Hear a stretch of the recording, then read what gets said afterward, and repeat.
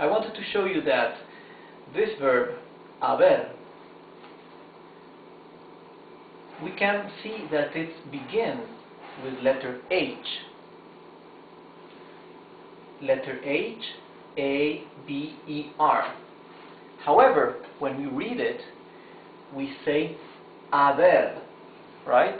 We don't say chaber or haber. That's because in Spanish, letter H is totally mute. So, we don't pronounce the H. We only pronounce haber. Not even like in the smooth, soft sound in English or German, where H is right? In Spanish, H is totally neutral, it's invisible. So, this you would read haber. When is H pronounced with a sound? Only when it is combined with letter C, same as in English. CH is ch, right? So, let's read this again. These four verbs are probably the most important verbs in Spanish. Ser, estar, haber, and tener.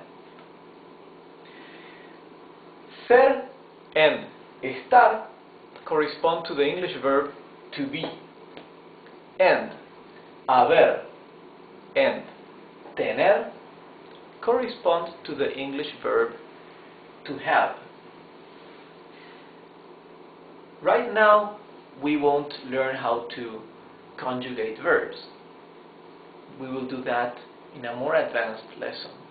However, I want to give you an example just for you to see why we need to use a different verb depending on which usage of the verb to be in English. So, for example, if I want to indicate a state or a feeling, right? Like, I am happy, right? I am happy. I am happy. In Spanish, the word for happy could be feliz or contento. Let's use feliz. Feliz would be happy. I would say, yo, first person, yes? Yo estoy contento. Sorry, yo estoy feliz. I am happy. Yo estoy feliz.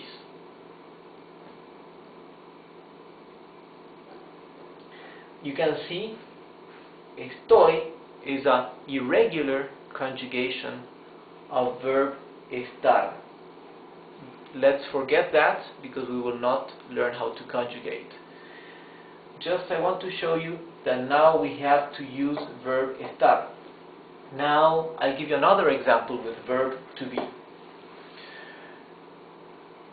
Something that does not refer to a state, but something more permanent. Let's see. My name is Rodrigo. I will say, I am Rodrigo. Right? In Spanish, we would say, yo soy Rodrigo. So we use again an irregular verb. This time it's verb ser. Right? You say, yo soy Rodrigo. So, for the same verb to be, we have to use either verb ser or verb estar, depending on what use. Now I'll give you same kind of example for verbs haber and tener that correspond with the English verb to have.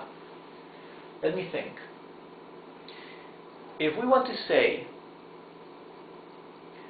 I have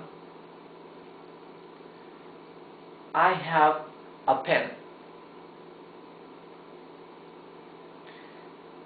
In Spanish, we would say, yo, because I is yo. Yo tengo un bolígrafo. Pen is bolígrafo. So, pen, bolígrafo. Un is just the article, indeterminate article. Let's leave that for now. Yo tengo un bolígrafo. I use the verb tener. I have a pen. Yo tengo un bolígrafo. Again, it's an irregular verb, so it's more difficult. Now, I will use the verb to have again, but in a different situation. Let me say now,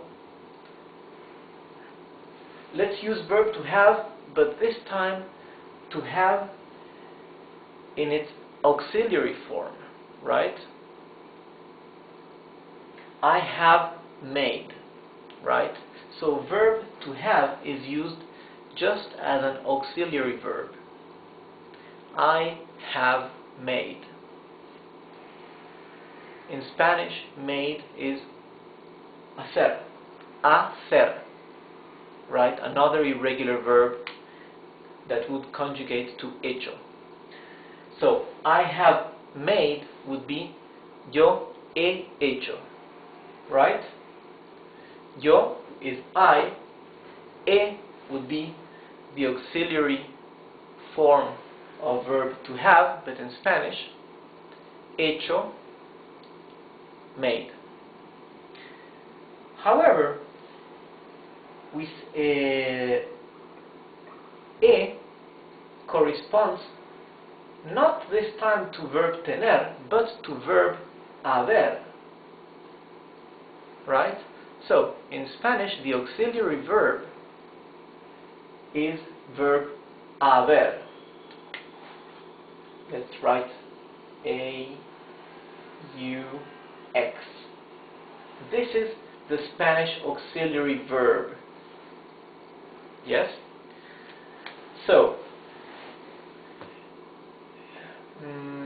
you can see verb to have in Spanish translates as verb tener or verb haber. When you're talking about the auxiliary verb, in Spanish it's verb haber. When you're talking about I have something, in Spanish it is tener, verb tener. Yes? I have a pen. Yo tengo un bolígrafo. So, later we will review this again and I'll show you how to conjugate these verbs. Now I just want to show you a little bit of basic and essential vocabulary that will be useful for the next lessons. Of course, what can be more useful as for vocabulary than learning how to say yes and no? In Spanish, the word for yes is sí. The word for no is no. I guess you know that already. So it would be sí, no. You can see that in Spanish the vowels are very short sounds. It's not long sound like in English. It's not a, right? It's not I, O, U. No, it's very short and dry. It's a, e, I, o, u. You see? Very short and dry. So this would be sí. This would be no. Okay? Well, that's enough for today. This was our second lesson